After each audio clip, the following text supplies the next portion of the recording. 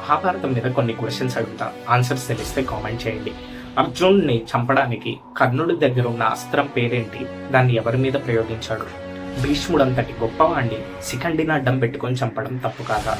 ధర్మరాజు జూదమాడడం తప్పని తెలియదా? మరి ఎందుకాడాడు?